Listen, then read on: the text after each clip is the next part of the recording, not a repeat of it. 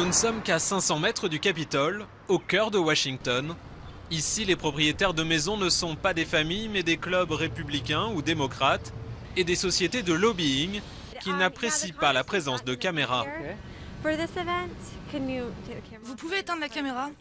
À l'intérieur, un candidat au Congrès organise une soirée privée de levée de fonds. Les invités sont de riches sympathisants et surtout des lobbyistes. Ces réceptions, Cathy les traque pour son association. Tout est légal, mais pour elle, l'argent des lobbies ne sert qu'à acheter les votes des élus. Chaque soir, surtout du mardi au jeudi près du Capitole, il y a des dizaines de soirées de levée de fonds comme celle-ci. Ce soir, un autre démocrate organise une fiesta mexicaine.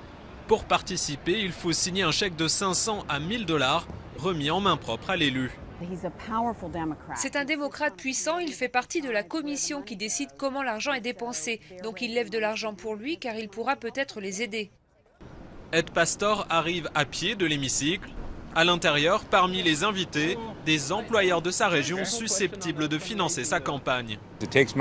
La publicité à la télévision et à la radio coûte cher. C'est comme n'importe quel produit dans un rayon. Pour être vu, il faut de l'autopromotion et ça coûte de l'argent. Les chèques sont signés par des gens comme Jack Abramoff.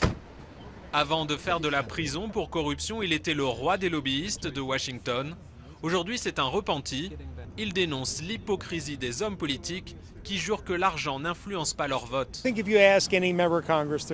Si vous parlez aux élus du Congrès, ils vous diront que leurs votes ne sont pas à vendre pour un chèque de 2000 $. Mais le problème, c'est que dès que vous faites une chose qui crée de la gratitude, ils feront quelque chose pour vous en échange, ou en tout cas, ils vous seront plus favorables.